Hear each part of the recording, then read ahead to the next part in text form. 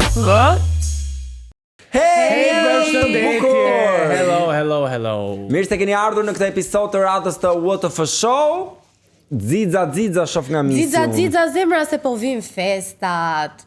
Ka kështu një atmosferë festive kudo. Është festivali fund vitit, fillon Big Brother. I kemi shumë gjëra për të festuar. Kemi shumë gjëra. Big Brother i nis nesër, festivali nesër ka gjithashtu finalen. Finali, jam isha këto eventet mos. Që tham dhe ne në çabuk. Në përsa ham çabuk se deri tani kemi ngrënë pa këto, po që dishesh ti me Xixa dhe ato. Kemi këto sedepe për të cilët mbidhemi çdo të premte për të diskutuar. Por sot do diskutojmë një temë tjetër në fakt që nuk ka të bëjë as me festivalin as me Bigun, edhe pse do i diskutojmë pak më vonë këto të dyja, ka të bëjë me YouTube-in dhe televizionin. Artist dhe moderator të cilët janë pjesë e televizionit për disa vitesh kanë zgjedhur të shpërngulen në YouTube dhe të bëjnë emisione, podcaste në YouTube. Disa part-time, disa full-time, po. Kështu nisa part-time, pastaj të pëlqen, të lezeton, kur e bërë të pëlqeu. Disa janë ndarë dhe me raporte jo të mira me televizion. Po, e vërtet, disa nuk kanë pasur raporte shumë të mira me vendet e punës ku kanë qenë më përpara, e hedhin kështu spica ku një lehtë. Po, unë do të them nisim dhe ti diskutojmë të gjithë këto, do duket pak si qok kjo që do them, po duke bërë skaletën, po listonim gjithë emrat dhe më tha gazetarja e programit që po Dalina, thashon kur ka bërë Dalina buzi YouTube, këta të tjerët me hostelin dhe Ajde zemra, sot ka paguajt le tash. Të tham përmeni çik. Jo, ka të drejtë, edhe unë ato po i thoja gazetarës, i thash, ore i thash ne do i telefonojmë disa nga këto personazhe. Po Dalinën i thash, pse mos të telefonojmë, ta pyesim sa fiton Dalina nga Andale. Ndryshimi është që Dalina ka një kompani dhe jo vetëm një podcast. Nuk ka vetëm një podcast, pra në ndryshim ne nuk kemi vetëm një podcastin e Dalinës, por kemi emisionin të rreth. Jemi të shumë veshuar. Por le ta nisim me të parën, ajo është Mira Kazhani. Është ndër të parët në mosnën e parë që nisi një podcast në YouTube në kanalin e saj në vitin 2021 dhe ne kemi bërë një hulumtim të klikimeve që ajo ka në podcastin e saj dhe ka një mesatar rreth 100.000 deri në 200.000 klikime. Ajo vazhdon të ruaj rolin e gazetares, pra ka një intervistë personale dhe më shumë do të shfaqi të ftuarin se sa vetëm, pra i jep më shumë dritë të ftuarit. Në fakt Mira është e para që nisi do me thënë që ishte një podcast i mirëfillt, pra nuk ishte vetëm YouTube, por ishte podcast i mirëfillt nga ato që ti e dëgjon dhe në makinë, nuk ka nevojë për ta parë që të kuptosh thelbin e asaj gjës. Dhe ka goditur shumë, do me thënë ka pas goxha impakt. Mira është ndër të vetmet edhe sot, për mendimin tim, që merr personazhe dhe jo shumë të njohur dhe prapa ajo bën buj dhe bën intervista shumë të mira, shumë cilësore. Po, ka raste kur ka marr edhe mjek, ka marr neurolog, ka marr personazhe të cilët që përkasin botës së televizionit ose dhe jo thjesht njerëz të biznesit. Pra ka një shumëllojshmëri Mira në podcastin e saj. Po një fakt interesant është që Mira nuk bën kompromis dhe nuk merr të ftuar të cilët e paguajnë. Pra merr njerëz që ajo i do vërtet. Merr njerëz që ajo dëshiron dhe i pëlqen që t'i intervistojnë, jo që të paguajnë për të shkuar në podcast. Por kjo nuk e mohon YouTube-in që ta paguaj Mirën. E vërtet. Një lek do e nxjerrë dhe Mira. Dhe sipas llogaritjeve që dhe Google-i dhe informacioneve që Google i jep, fitohet për një view $0.03 dhe një mesatare siç unë e thash është 200.000 dhe herë 0.03, siç mund ta shikoni këtu, baras, kjo është një shifër që nuk e bën dot misi. O fatos, ti si më ke marr profesionin një herë. 6.000? 6.000. 6.000 euro? Mos është 600. 6.000? Nëse ne do ta llogarisnim me shifrat që paguhet në vendet që janë të monetizuar.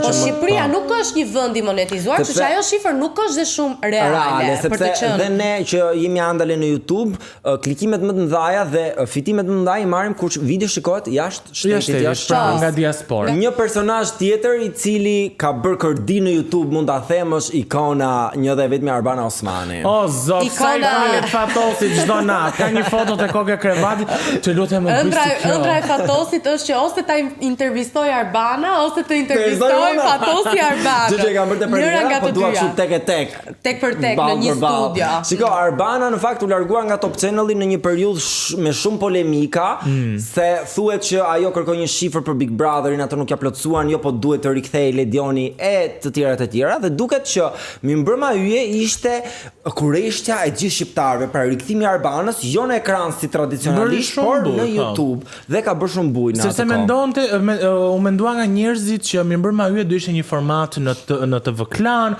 do ishte diçka si Big Brother. Do shkonte në Klan Kosova. Në Klan Kosova do kishte se Mirëmbrëma Yje doli nga Big Brotheri, këta e lidhën direkt me një format të ngjashëm si Big Brother që do bësh ose në Kosovë ose në Klan. Shiko, që nga titulli, emri që ajo zgjodhi ti vendoste podcastin, do të nisi direkt si me kuj, se Mirëmbrëma Yje ishte shpreha e Arbanës në Big Brother, më kupton? Që Ledioni e ndryshoi bëri Yje, Mirëmbrëma. Ata të Kosovës e kam Mirëmbrëma Nysa. Se dia e thon më. Nuk e thoni fillim, se thon më. Kanë heq dorë. Por Arbana mirë apo keq po e bën atë podcast dhe është në sezonin e dytë. Është i diskutueshëm, sidomos ky sezoni i dytë për shkak edhe të personazheve që Arbana ka zgjedhur të intervistoj. Ka pasur reagime në rrjet, disa ishin pro, disa ishin kundër, por fakt është që është një ndër podcastet më të klikuara në Shqipëri. Dhe tek Arbana shkojnë të gjithë personazhet in. Pra Arbana ka krijuar atë emrin e saj, që tani punon emri për të dhe ka pas personazhe me emër si Gjensila Ledri, të cilët e kanë ndihmuar me ekskluzivitete dhe me viewsa. Pra, episodi më i klikuar i Arbana Osmanit në YouTube është 1.7 milion. Një shifër shumë e lartë, është surreale për YouTube. Për shembull, ja shifra më e klikuar e Big Brotherit është 2.6 milion. Dhe ti po krahason një reality show, një spektakël me një podcast të thjesht në një shtëpi që ishe kaq afër me klikime. Dhe ajo është finalja e Big Brother 2-shit ku ka qenë Luizi dhe është 2.6 milion me regji, me skenografi, me gjitha ato lekë. Spektakël i Mirfield me një intervistë në një shtëpi. Pra Arbana Osmani doli kok më kok hapur Top Channelit dhe Big Brotherit. Për t'i vërtetuar të gjithëve Top Channelit, por dhe gjithë ndjekësve të saj që shiko se unë nuk kam nevojë për një emër dhe për një media që të bëj gjën që bëj. Po në fakt më kujtohet atëherë Lori Hoxha ka hedhur një story gjatë largimit të Arbanës, nuk e ose gjatë nisjes së edicionit të ri ku ishte Ledioni, ku Arbana ju uroi dhe Lori bëri gjithashtu një story dhe tha, unë mendoj që të dyja ne nuk ja kemi nevojë njëra tjetrës, pa të dyja mund t'ja dalim dhe por e drejtë, dhe ja kanë dalur të dyja. Sepse duket sikur ka më shumë fërkime, më shumë si armiqësi, domethënë Arbana hedh kunja, ishte i ftuar Ben Blushi që filloi dhe Ben Blushi duke treguar ato eksperiencat e veta që unë të zgjodha aty se ti je me zonja, se sa Ledioni, ata thanë Ledioni, domethënë pra fërkime ka pasur. Mua nuk më pëlqen që Arbana qofte edhe për Top Channelin ka zgjedhur që ti mbaj ato pjesë. Unë personalisht sepse jam dakord. Më pëlqeu, mbase termi ishte i gabuar, po në një intervistë u tha bukshkelse. Mbase jo bukshkelse, po ti nuk ke pse e përlye në thonjza emrin e vendit ku ti ke punuar. Qoftë edhe i ftuar. Po çka ka bërë Arbana? Po jo. Domethënë, a ka thënë gjë me gojën e vet? Jo. Të ftuar nga kanë e di ka thënë për shembull, e di se ashtu ka qenë. Top Channelin dhori një promo për Big Brother V para se të niste me zërin e Ledionit, ngeli një video 2 vit pa u bër dhe nisi me Arbanën pastaj. Të bien të dy në të njëjtin nivel, nëse tjetri po nuk ka ofenduar Arbana Top Channelin. Nuk e ka ofenduar, po ka hedhur punja indirekte. Ka qeshur. Ka qenë intervista me Arjan Konomin edhe me disa personazhe. Përfundon në fan club. Po pra përfundon Arjani në fan club, por termat e përdorur janë pikërisht në podcastin tënd. Ka diçka, më fal, sepse ndoshta çfarë është përdorur kundrejt Arbanës si bukshkal ose gjëra të tjera, ndoshta janë pak të vrazhda, sepse ajo, siç thot Artemisa, bie dakord deri në pikë që janë fjalë të vrazhda dhe nuk e ka thënë vetë Arbana, por i ka thënë i ftuari. Por ti e ke në dorë, pra ish podcasti yt, është emisioni yt. Dhe ajo ka në dorë të nxjerrë klikime dhe të bëj bujo Kostian. Po mirë, po tani nuk mund ta shajt, jo ta shajt. Po nuk e ka shajt kush topin. Arjan Konomi tha historinë se pse u përzu nga topi nga përputhe, sepse bëri atë storin atëherë për Big Brother, një kurku të fshihej dhe nuk e fshin. Po pra, dëgjoj, ora normale, shiko, Arbana ka bër Big Brother, Arbana është dinake në thonjza. Nuk e thot me gojën e vet, ama pajtohet në heshtje me të ftuarin që ka. Më kupton? Pikërisht pra kjo do dihet më shumë. Unë nuk jam dakord domethënë që të përdoret ajo lloj quhe kundrejt Arbanës, por dhe Arbana të mirëpresi ato lloj fjalë kundrejt Top Channelit, le të jemi realist, është pak jo etike. Po ndoshta se janë ndarë mirë pra. Okej, nuk janë ndarë mirë patjetër, por Arbana që kur shkëputur vazhdon e hedh story për shembull themeluesin e Top Medias Dritan Hoxhën kur kishte përvjetorin e ndarjes nga jeta e hodhi story. Pra ajo e ka me drejtuesit aktual ose me 2-3 individ, jo me Top Media në edhe pse me drejtuesit vazhdon ende të mbetet follow, por një gjë që besoj që ne të tre bijem dakord është që cilësia e faqja i follow në këtë pikë sepse nga të dyja palët janë hedhur dhe janë pritur pafundësisht kunja. Po dhe ajo Ledioni ndjes që po ndërpres që ishte me librin që tha Mirëmbrëmastero. Ato do thoya edhe unë, domethënë prova e edicionit kaluar. Kunja ka pasur tension ka. Unë pse mendoj që Arbana Osmani në fakt kunjën e vërtet nuk e ka me drejtuesit aktual të Topit, por aq sa e ka me Ledionin. Nuk e di pse kam këtë përshtypje se ata ndryshe nga të gjithë të tjerët, Arbana me Ledionin kanë qenë miq të ngushtë. Shumë miq. Bashkë me Topin, bashkë me Xhemishin. Edhe ajo e përmendi dhe në një story që tha miqësitë më të vyera të jetës time i kanë fituar në media dhe përmendi pikërisht të emra. Mbase thyerja që ajo ka përjetuar ose zhgënjimi ka qenë më i madh nga Ledioni. Po zhgënjim apo jo, se kjo. Ora, do ta marrësh Arbanën ta provosh një herë. Shikoj, unë numrin e Arbanës e kam, por nuk e di a ka Arbana numrin tim. Pa emocione. Ky është momenti të dashur miq, fatosi me rrjedhullin e vet në telefon. Një sekond. Hajde, fatos Osmani. Alo, Arbana si e? Mirë. Unë jam Fatosi nga Andale, ndjes nëse të shqetësoj. Po, Fatosi e? Mirë, si e ti? Mirë. I love you, by the way. Po të mora për këtë. Të mora sepse ne këtë javë në podcastin ton do diskutojmë temën e YouTube-it dhe televizionit dhe po diskutojmë disa prej emrave dhe ti je një ndër to, e cila ka arrit shifra shumë të larta, 1.7 milion views në YouTube, por edhe në televizion. Sa kushton kjo? Po? Pra ti ke bërë kërdin me shikime në YouTube dhe doja të dija ku fitohet më shumë në televizion apo në YouTube.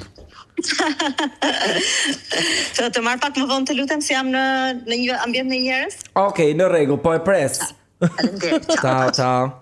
Unë do qajnë që të asë më në Bëri këtë, Fatosi, bëri këtë. Po çfarë bëri këtë? Po që inshallah më merr pra. Fatosi në shikimin e ti të parë. Absolutisht, ajo do të bëri blog. Fatos, jo po ishte e zënë se duket sikur po. Pra. Arbana duke shpërndar dhuratat për vitin e ri, tani Fatos një sekond. Kur ta sa kushton, më thash çfarë? Minuti për telefonat, çfarë kushton? Sa kushton? Sa kushton? E kuptova. Imagjino thoshte, Fatos ai di që të flasësh me mua kushton. Doli se ato vajzat. Kjo telefonat kushton. Kjo telefonat do të regjistrohet dhe do ju faturohet. Ndërkohë, ne presim që ta marrë Arbana, po vazhdojmë me personazhet e tjerë. Është Grida Duma. Grida Duma nga politika u fut botës së televizionit dhe me sa duket nuk ka ndërmend që të shkëputet nga bota e medias. Po nuk e di se fakti që ajo është aktualisht moderatore në një program në Top Channel dhe ndërkohë ka nisur dhe podcastin e saj. Pra është paralelisht, është paralelisht. Pra bën paralelisht edhe YouTube-in edhe televizion. Tani unë e di Fatos që sytë tu kanë qenë më gjatë. Jo, po shikoj këtu anë është te ty. Sepse studion sot e ka zbukuruar Precioza me këtë orë fantastike nga Bulova, është kaq e bukur live, është më e bukur live. Ja aprovon Fatos. Mirë atëherë, shumë faleminderit Precioza që ishe pjesë e emisionit të sotshëm. Dhe në fakt kur ka dal Grida për herë të parë në Top Channel, unë thash është vendimi më i mirë që stafi i Topit ka bërë për ato program se Top Story. Është vërtet, programi i fuqishëm. Eni Vasilin më ka pëlqyer, por Grida ka një statur, ka një qëndrim dhe bën ca pyetje të drejtë për drejta dhe duket sikur nuk i bën syrit të. Është person i dur për ato program. Ndërkohë, nga ana tjetër, tek podcasti që ka nisur ndryshon. Për mendimin tim. Pra, nëse në Top Story ajo është në terrenin e vet, në podcastin e saj që ka nisur tani mua për mendimin tim nuk më rri. Sigur nuk i shkon formatit të Gridës. Ndoshta ne jemi mësuar ta shohim Gridën, sepse Grida është një pedagoge, pra të folur në publik, ka armën e saj më të fortë, më kupton? Por përse i përket pjesës së intervistave ose të podcastit, mua më duket shumë e ftohtë dhe duket sikur nuk lidhet shumë me Base, di pse mendoj unë që mund të ndodh kjo sepse ajo vjen nga politika. Politika është mos tregoj emocione. Po, e vërtet. në vetvete ti je njeri i ftohtë. Ndërkohë showbizi nuk është si politika, pra është një fushë komplet tjetër. Ti duhet sikur të intereson dhe kur t'intereson. Duhet të qashe, duhet të qeshësh. Po të intereson thashë themi u ndana, u bashkuan, si u ndan, ç'a ndodhi, si ndodhi. Që mbase grida me aq dije sa ka dhe intelekt nuk intereson fare. Duhet sikur fyer intelektin e saj. Nuk e besoj se është kjo arsyeja, por mendoj që dhe asaj ndoshta i duhet pak kohë për të kuptuar se si Po më merr Arbana, stop it. Ndjes publiku. Thash se nuk do më merrje. Ato, s'ma falë, kasën e një supermarketi plot me njerëz edhe. E di, je shumë e zënë. Për të folur për këto. Çfarë më pyete? Të pyeta për fitimet që ti ke në YouTube krahasuar me fitimet që ke pas në televizion. Po nuk ka krahasim, sepse unë në YouTube sot prezantohem si njëri që vi nga televizioni, pas 25 viteve televizioni më bëri të famshme dhe nuk ka krahasim, pra unë nuk jam një person që befas hapa një kanal në YouTube nga hiçi. Unë E vërtet kjo. nga një karrierë shumë e gjatë, kështu që nuk edhe si pur unë të marr sot 10 fishin, janë prap klikime dhe sukses që vjen nga një jetë punë në televizion. Pra ti thua që fitimet që ke dhe tani ja dedikon në thonjza karrierës së gjatë televizive që ke pas në Top Channel. Po, patjetër, se mua nga Top Channel ka njohur. Kush isha unë që dola befas me 1.7 milion klikime. Vëmendja ka qenë nga ajo, patjetër nga puna ime, patjetër, por edhe nga fakti që kam shkuar në shtëpitë e gjithë shqiptarëve duke marrë programet më të rëndësishme për një kohë të gjatë Top Channel. A të mungojnë ato programe? Jo. Ja. Je shumë e kënaqur me mbrëma yje dhe me bizneset. Jam shumë e kënaqur me jetën që kam tani se këtë jetë zgjodha dhe kam arsye pse mos jem e kënaqur, po nuk është se nuk jam kënaqur atë shik kur i kam bërë ose kur kam qenë pjesë e tyre, e kam shijuar shumë. Pafund. Shumë mirë. Unë të falenderoj shumë që more kohë nga dita jote dhe folëm bashkë për këtë temë. Arbana, një gjë të fundit në një urim që do ja për gjithë shqiptarëve, me që parafrojnë festat. Po. Okej. Gëzuar festa sa më gëzuara, të kenë shëndetin që është më rëndësishmja edhe të kenë sa më shumë kohë për të bërë gjërat që duan. Shumë faleminderit Arbana, të përqafoj nga larg. Faleminderit, edhe unë. Pafshim, ta, gëzuar. E shikoni more që është mirë njohse për Top Channel. Jo, nuk e tham, pra ishte e rëndë fjala. Por ne tham, jo, prit mos i the atij. Unë isha të mbrojta që në fillim. Nuk i tha njeri, ne tham që kunjat mund të Po vesh për kunjat tani është kota mohojmë. Më fal pak, më fal. Është kota mohojmë. Është kota mohojmë që nuk ka tension mes Arbana Osmani dhe Top Channel-i. Tani të gjithë e dim, tani të shtëna nuk e di ma ka. Po mirë të shtëna tani mos not Shiko, ajo nuk e dinte që telefonata po regjistroi dhe prap foli mirë. Po normal, o zemra 25 vite. Qa pret? Është kur e merr tjetri out of nowhere, dihet që por një person i radhës që ne do diskutojmë është armika më e madhe e Arbana Osmani. Jo, armika populli, nga s'ka qenë kur rivale po, pra konkurrente të denja për njëra tjetra. Publiku na ka bërë rivale, se s'kan qenë asnjëherë. Por e kemi fjalën për Alketa Vejsiun. Atë që nuk e di, do marr dhe Alketën dhe Verën apo vetëm Alketën? Jo, vetëm Alketën, se Alketa YouTube-in vetë bën. Kupton, është shkëputur nga Vera. Vetëm. Janë shkëputur. Mirë, atëherë Alketa siç e dim të gjithë ka nisur me programet spektaklet e ndryshme me fëmijë, Dancing with the Stars, ka biznes, dhe tani së fundmi ka nisur edhe podcastin e saj në YouTube, i cili quhet Inspire Podcast, ku nëse bëjmë një mesatarje, ajo për klikime ka 100.000 klikime, dhe në këtë podcast ajo ka të ftuar të ndryshëm që nga njerëz të thjeshtë me histori frymëzuese, por edhe artista të ndryshëm, por kemi dhe businessmen, kemi dhe pastaj një deg tjetër që e ka krijuar Meet the Founder, ku flet me sipërmarrës të ndryshëm rreth biznesit të tyre. Në mendimin tim, këtu ka diçka që nuk shkon, sepse Alketa është duke bërë shumë gjëra njëkohësisht. Pra, është në krye të X Factorit. Po bën Inspire Podcast që bën historitë me njerëzit. Po bën podcastin tjetër i cili ka të bëjë me biznesmen të suksesshëm, jo vetëm në Shqipëri, por edhe në përballë. Ndërkohë është dhe në krye të biznesit. Pra është duke bërë shumë gjëra njëkohësisht. Dhe unë jam me mendimin që kur bën shumë gjëra njëkohësisht, jo të gjitha arrin t'i bësh shumë mirë. Alkena ka pasur shpesh herë kritika në podcastin që është paksa e ftohtë në komunikimin, duket sikur thjesht lexon ato pyetje që ka në skalet, nuk del kur jashtë asaj gjëje, pra okay, kalojmë te pyetja radhës. Kjo është përshtypja ime. Unë mendoj që Alketa është shumë e zonja në punën që bën, por e kam vërë edhe unë këtë që thua ti Artemis, që duket pak si mekanike, do thoya unë, njoftot, pra ajo e bën atë intervistën për ta bërë dhe për ta publikuar. Unë nuk mendoj që podcasti i Alketës fatkeqësisht ka një ndikim shumë të madh në Shqipëri. Pra nuk është se ka ndodhur diçka, pavarësisht se ka histori frymëzuese biznesmeni, nuk është se ne kam bërbuj këtë histori në portalet e media. Ka pasur momentet e saj, normalisht ka arritur të prodhoj lajm. Po, sepse ka qenë jo vetëm për shkak të podcastit, por ka qenë dhe i ftuar i shumë i rëndësishëm. Ne jemi tek i ftuar. E dini që podcasti, episodi më i klikuar i Alketa Vejsiut në YouTube është me shefen ton, The Mother Delina Miss D. Që ndonjëherë është personazhi ai i cili sjell më shumë klikime se sa vetë emri dhe patenta, po theme podcastit. Shumë merita Mirës, sepse Mira klikohet pavarësisht personazhit. Po pra, ndërkohë në rastin e Alketës kam përshtypjen se është e kundërta. Një personazh i ri i është futur botës së YouTube-it dhe podcasteve, Drini Zeqo, nga roli i speakerit të lajmeve, të cilit të themi kot që nuk ishte shumë i mirë, ishte ndër më të mirët. Te podcasti mirë është, nuk është keq. Sa ka nisur? Sa ka nisur, pra nuk mund ta gjykojmë që. Unë e gjykoj sepse e para njëri ideja nuk është kreative, është late night show që e bëjnë shumë në Amerikë. Dyta, kudo, jo vetëm. Drini Zeqo ka qenë speaker lajmesh dhe nuk e ka për mendimin tim batutën dhe bagazhin e nevojshëm për të bërë një late night show dhe për të mbajtur të mërthyer publikun pas ekranit. O duhet të ketë një personazh të fortë të ftuar që të shesi dhe nuk e shoh shumë afatgjatë këtë projekt të ri fatkeqësisht Drini. Po mirë, ai është në fillimet e vet, domethënë është jashtë kuadrit të tij, sa ai nuk ka qenë vetëm speaker lajmësh.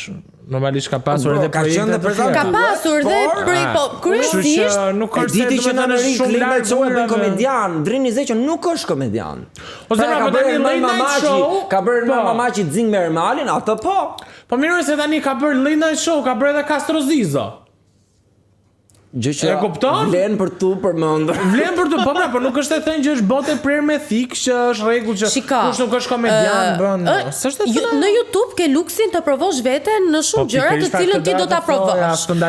Aty mbase nuk i është dhënë mundësia që ta provoj veten në televizion dhe tha pse jo të hap një podcast timin në YouTube, sepse mbase i pëlqen. I cili ka bërë 0 zhurmë në rrjet.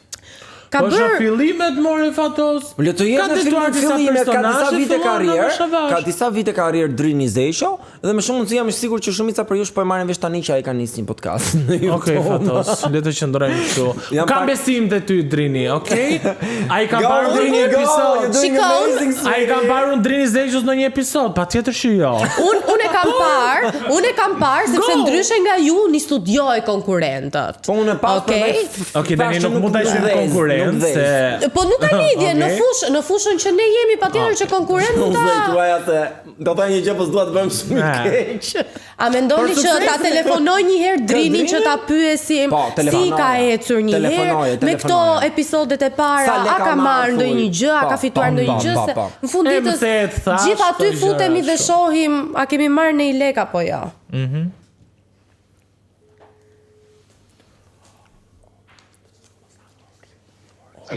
Alo, Drini, përshëndetje, si e? Mirë, si e ti? Mirë, unë jam Artemisa, të telefonoj nga Andale. Okej, Artemisa, qa bën? Mirë, si po të shkon ty me projektin e ri? Jo keq. Je i kënaqur? Po, tani, sa ka filluar, pritshmërit janë për më shumë, por deri tani ka një feedback pozitiv. Avash, nuk ngrihesh direkt me të parën, patjetër. Dëgjon të telefonoj sepse ne aktualisht jemi duke bërë një temë në podcastin ton lidhur me televizionin dhe YouTube-in, pra personazhet që janë shkëputur paksa nga televizioni për të fokusuar në YouTube.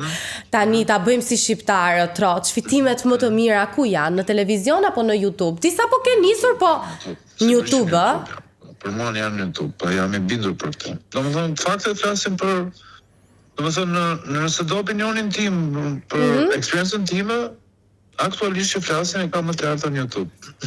Do me thënë sa fitohet pak a shumë në një episod, sigurisht varet edhe prej klikimeve, po një mesatare. Shiko, është e vështirë të flasësh për mesatare episode, se nuk matet me episode, matet me një, domethënë, matet me sezone kam përshtypjen, në një sezon, domethënë në një sezon që ka minimalisht 12 puntata dhe që zgjat 3 muaj, pa e quajmë kështu. Ti mund të fitosh edhe deri në 50-60.000 euro. 50-60.000 euro. Në një sezon, mirë, jo keq. Shumë faleminderit Drini. Të jesh mirë, pafshim, ciao. Ciao. Një shumë e madhe 50-60.000 euro. 50-60.000 euro. Bashkë me sponsorat tani Sponsorat në Shqipëri, do me thënë janë më të rëndësishmit, se e tham që nga klikimet nuk është se merr dot shumë lek. Gjithsesi kjo mbetet pa nuk ndahet, kështu që ne u bazuam vetëm te klikimet, kështu që atë janë bashkë me sponsorat. Po e morët vesh ju të dy, mirë ka dal.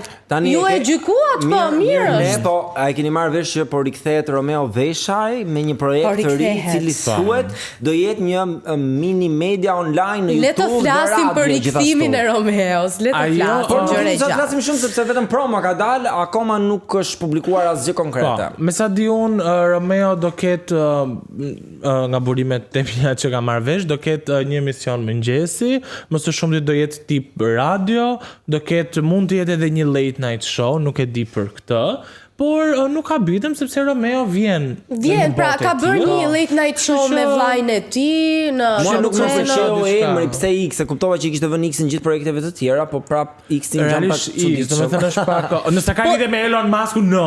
Po pra është dhe kjo e Twitterit që X. Nuk e di pse jam pak skeptike për Romeon, jo vetëm si, domethënë si moderator, se ai është okay, pra na e ka vërtetuar, po si drejtues në këtë rast i një media, se përveç se do jetë në rolin e tij si moderator, po themi do jetë një mini media. Do jetë në kontroll të edhe Pra programeve çdo të gjë do tjera. jetë në dorën e tij dhe Po ne nuk i njohim Romeon për te kamerave që thua. Jo, nuk e njoh pikërisht, por nga që kemi parë gjithmonë në rolin e humoristit, atij djalit që sikur nuk e Të di. shohim se si do i shkojnë, ne këtu do jemi për ta parë dhe për ta gjykuar, por unë dua të gjykoj diçka tjetër tani. Çfarë do të A e keni gjykosh? parë O zot. Rita dhe Roza Vlogs? Okej, më fal. Tani, unë këtu dua gjithë vëmendjen tuaj. Tani, nga titulli. Nuk kam vëmendje. Roza dhe Rita Vlogs. Më që nga lart ai titulli? gjej. Shkojnë bëjnë udhëtime. Jo, nuk bën udhëtime me Kostian sepse për to vlog është që të mbyllen në shtëpi dhe të bëjnë disa skeçe të inskenuara që mund të kenë ndodhur në jetën reale, pa një skenar të mirëfillt humori. Pa, domethënë duket pak a shumë si reality show, si Kim Kardashian, por nuk është reality show. Unë e pash domethënë dhe aktrimi nuk është se ishte në aktrimi më të mirë. Domethënë, ajo nuk ishte edhe aktrimi i Rozës linte për të dëshiruar. Aktrimi i Rozës nuk më pëlqeu fare. Domethënë më jepte një ndjesi kështu pak si cringeosje. Nuk e di se si mund ta them në shqip një fjalë dhe një term Siklet. Si siklet, po dini si sa kaldi. Jo, realisht mua ky projekt i Ritës dhe i Rozës mua më duket thjesht lek të hedhura dëm.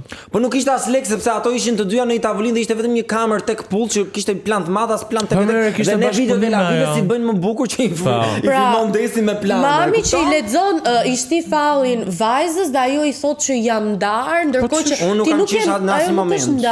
Ajo nuk është ndar. Po ziheshe me të dashurin i thoshte më ke çmend me xhelozitë tua që mu duk shumë falco e tëra si tua. Po shiko tani ne dim që Roza është me Jonathanin edhe janë lumturisht bashkë, domethënë, ç'është ajo lloj bisede? Jo, të lutem, jo. Të lutem mos zemra tani, më mirë kishim bër, ku e di, një udhëtim ose një diçka më ndryshe. Mos dashur të kthejnë këtë siç bënte dikur Rita Lati me Behar Merën, po duke qenë se Roza is the new Behar. Ato kanë qenë ikonik. Ajo dyshe ka qenë ikonike po. Më fal se pres, ajo s'ishte as shtëpia e vet njërë se unë e kam parë që kanë nxjerr story. Po mirë, Roza. ajo nuk është një detaj shumë i rëndësishëm, po Po Po e për tani nëse ti do japësh një pjesë nga jeta jote, nga Vlogjet, përditshmëria po. jote. Plus nuk është as vlog, se vlog është ta marrësh shikuesin dhe të flasësh me Po ti shikuesin. thua mirëmëngjes, Skeç më është serial, më serial. Mirëmëngjes, natën e mirë. Serial edhe ka. Tani pra edhe unë isha i zgënjur, por uroj shumë që të mos jemi zgënjur Artemis nga çfarë kanë thënë njerëzit këtë javë në Vox Pop. Më beso që nuk do zgënjehesh, sepse njerëzit pavarësisht se mbase nuk e kuptojnë botën e medias se nuk kanë qenë pjesë e saj, e kanë nuhatjen për të kuptuar kush është ku më mirë.